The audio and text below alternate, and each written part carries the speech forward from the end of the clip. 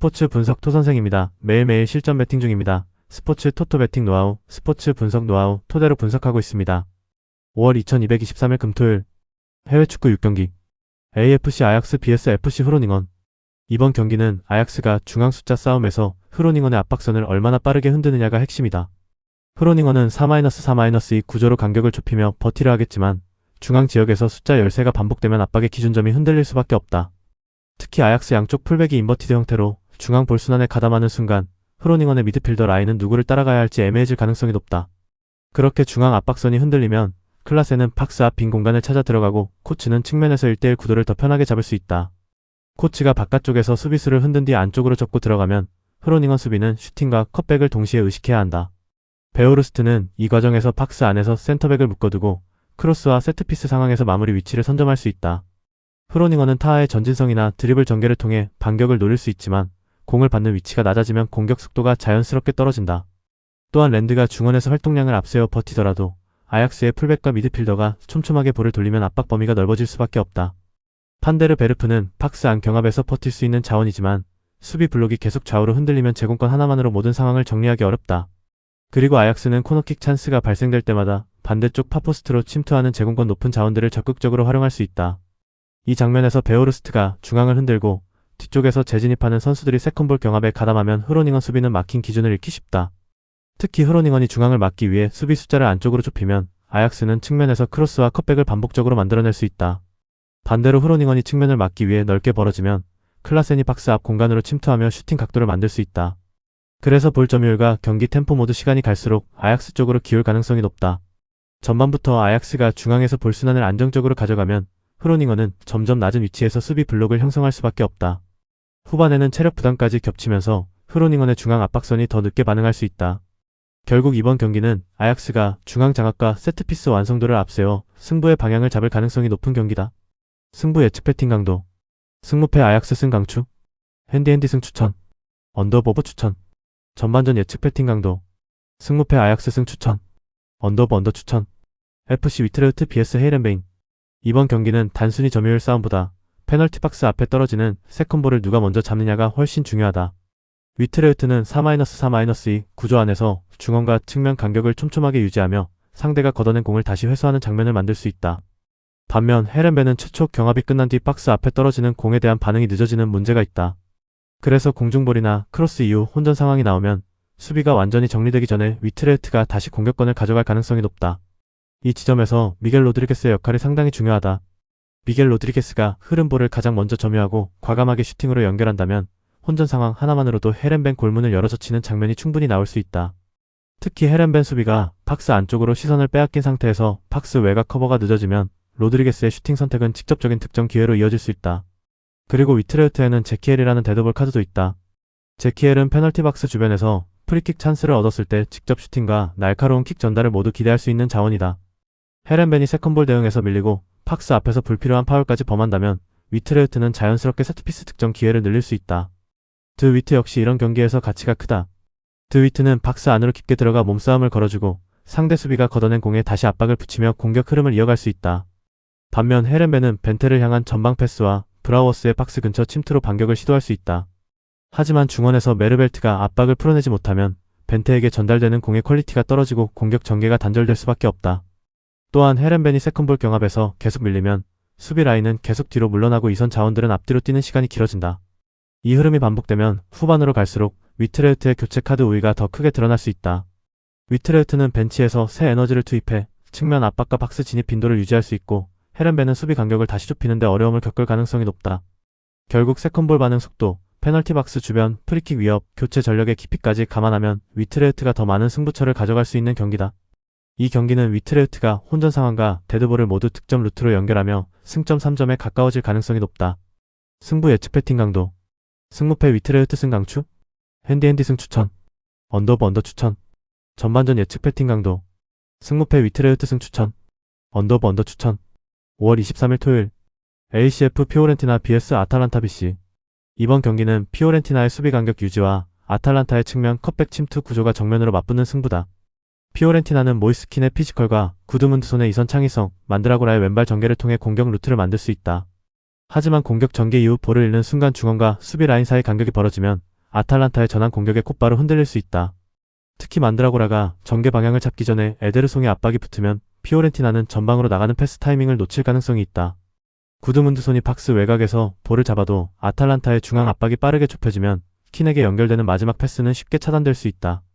반면 아탈란타는 데 케텔라에르의 유연한 움직임과 에데르송의 중원 장악력을 통해 공격 속도를 단계적으로 끌어올릴 수 있다. 데 케텔라에르는 측면에서 볼을 받은 뒤 단순 크로스만 선택하는 자원이 아니라 안쪽 수비를 끌어낸 뒤 컷백으로 박스 중앙을 열어줄 수 있다. 그 순간 피오렌티나 수비가 공 방향으로 급하게 몰리면 반대쪽 하프스페이스와 세컨드라인 침투 공간이 동시에 열릴 수 있다. 아탈란타는 바로 이 지점을 집요하게 노릴 가능성이 높다.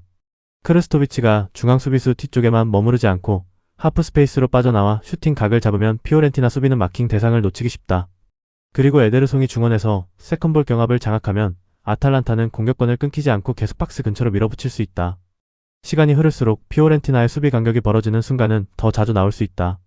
아탈란타는 이 흐름을 무리한 중앙 돌파보다 측면 깊이 컷백 하프스페이스 침투로 풀어낼 가능성이 높다. 그럼에도 피오렌티나가 초반 강한 압박과 킨의 마무리로 위협을 만들 수는 있다. 하지만 경기 전체를 놓고 보면 교체 카드 전력과 후반 공격 다양성에서도 아탈란타가 더 우세한 상황이다. 결국 피오렌티나가 전반에는 어느 정도 맞설 수 있어도 후반으로 갈수록 측면 수비와 박스 안커버에서 부담이 누적될 가능성이 크다. 아탈란타는 데 케텔라에르의 컷백 선택과 크르스토비치의 침투, 에데르송의 중원 압박을 통해 더 선명한 득점 루트를 만들 수 있다. 이 경기는 아탈란타가 수비 간격이 벌어지는 순간을 놓치지 않고 박스 안 자유로운 슈팅 각을 반복적으로 만들어 승리 흐름을 가져갈 가능성이 높다. 승부 예측 배팅 강도. 승무패 피오렌티나 패 강추. 핸디 패 추천. 언더 추천. 전반전 예측 배팅 강도. 승무패 피오렌티나 패 추천. 언더 추천. RC 랑스 vs 오지시니스. 이번 경기는 객관적인 전력면에서 랑스 쪽이 더 안정적인 우위를 가져갈 수 있는 매치업이다. 랑스는 3-4-3 구조 안에서 전방 압박, 측면 전개, 세트피스 공격까지 여러 루트를 동시에 활용할 수 있다. 반면 니스는 4-1-4-1로 중원 숫자를 채우려 해도 미드필더 간격이 넓어지는 장면이 자주 나올 수 있다. 이 간격이 벌어지면 세컨볼 경합에서 밀리고 중앙 장악력이 떨어지면서 랑스에게 공격 기회를 계속 내줄 수 있다. 랑스 입장에서는 바로 이 지점을 집요하게 찌르는 것이 중요하다. 토비는 측면에서 안쪽으로 들어오며 상대 미드필더와 수비 라인 사이 공간을 빠르게 점령할 수 있는 자원이다. 토빈이 니스에 벌어진 중원 간격을 읽고 전방으로 침투하면 에드와르는 박스 안에서 수비수 사이를 파고들며 마무리 위치를 잡을 수 있다. 그리고 토마손이 이선에서 연결고리 역할을 해주면 랑스의 공격은 단순한 크로스가 아니라 하프스페이스 전진, 컷백, 박스 외곽 슈팅까지 넓게 이어질 수 있다. 니스는 모하메드 알리초와 티아고 고베이아의 측면 속도를 활용해 반격을 노릴 수 있다. 하지만 측면 자원들이 전진한 뒤 볼을 잃으면 중원과 측면 사이 공간이 동시에 열리는 문제가 생긴다. 은돈벨레가 탈압박으로 한두 번 흐름을 풀어낼 수는 있지만 세컨볼 경합에서 계속 밀리면 경기 전체를 안정적으로 잡아가기는 어렵다. 랑스는 이 흐름에서 볼점의 시간을 늘리고 니스 수비 블록을 좌우로 흔들며 슈팅 공간을 만들어낼 가능성이 높다. 특히 세트피스는 이번 경기에서 중요한 승부처가 될 수 있다. 랑스는 코너킥과 프리킥 상황에서 박스 안 움직임을 다양하게 가져갈 수 있고 에드와르가 수비수와 경합하는 사이 토빈과 토마손이 흘러나온 공을 다시 공격으로 연결할 수 있다.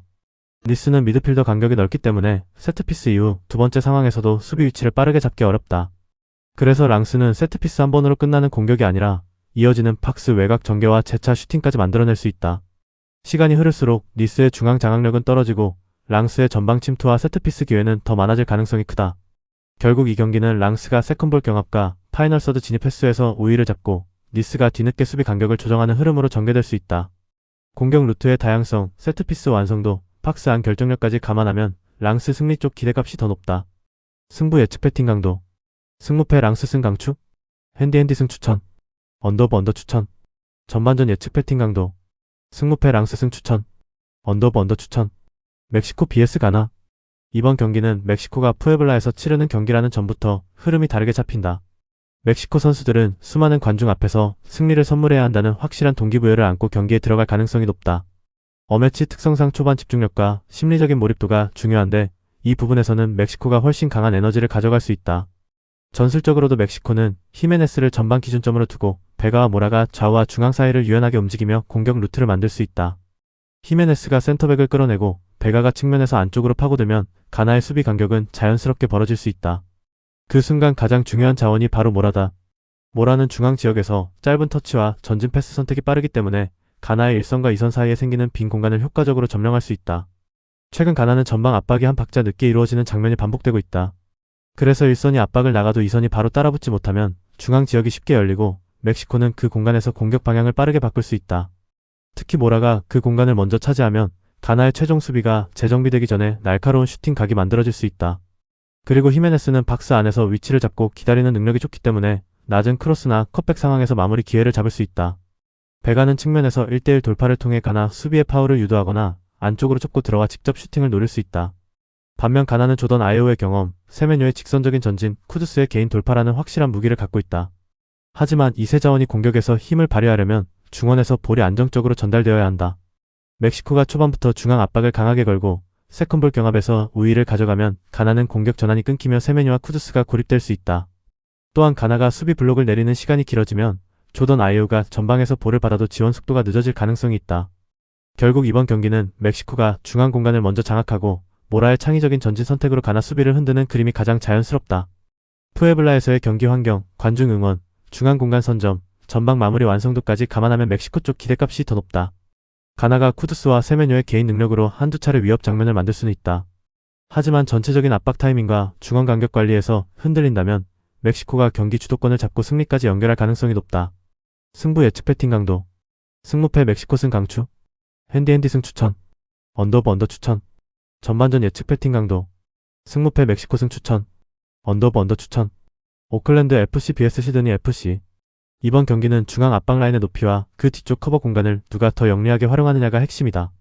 시드니 FC는 4-4-4의 형태로 전방 압박을 강하게 시도할 수 있지만 압박 라인이 지나치게 올라가면 중원 뒤쪽 공간이 넓게 벌어질 수 있다. 그래서 오클랜드 FC는 무리하게 측면, 크로스만 반복하기보다 베르스트라테를 중심으로 중앙에서 패스 각도를 만들 필요가 있다. 베르스트라테가 시드니 FC의 수비형 미드필더가 커버해야 하는 넓은 구간을 정확하게 읽고 전진 킬패스를 찔러 넣는다면 경기 흐름은 빠르게 바뀔 수 있다. 그 패스가 코스그로브의 발밑이나 박스 안 침투 방향으로 연결되면 시드니 FC 센터백들은 제공권과 뒷공간을 동시에 신경 써야 한다. 그리고 로저슨이 2선에서 중앙으로 좁혀 들어오면 코스그로브에게 수비가 쏠린 뒤 비는 공간을 직접 공략할 수 있다. 오클랜드 FC는 볼 점유율을 장악해 나갈 수 있는 팀이고 점유율을 바탕으로 페널티 박스 주변 지역에서 더 많은 슈팅 기회를 만들어낼 수 있다. 아무래도 볼을 오래 소유하며 상대 압박을 끌어낸 뒤 빈 공간으로 전진 패스를 넣을 수 있는 쪽이 결정적인 득점 찬스를 더 다양하게 만들 수 있다. 반면 시드니 FC는 캄프차노 보니아가 전방에서 마무리 능력을 보여줄 수 있지만 그에게 향하는 패스가 늦거나 끊기면 공격 전체가 답답해질 수 있다. 키스페 코르도바가 중원에서 패스를 풀어주려 해도 오클랜드 FC가 전방 압박과 중원 차단을 동시에 걸면 전진 방향이 뒤로 밀릴 수 있다. 퀸탈 역시 박스 안에서 슈팅 감각을 보여줄 수 있는 자원이지만 전개가 느려지면 수비가 이미 자리를 잡은 뒤 공을 받게 된다. 그럼에도 불구하고 시드니 FC가 초반 강한 압박으로 흐름을 흔들 가능성은 존재한다. 하지만 시간이 지날수록 높은 압박 라인 뒤쪽을 메우는 수비형 미드필더의 활동 범위가 너무 넓어지고 이 구간에서 체력 부담이 누적될 수 있다.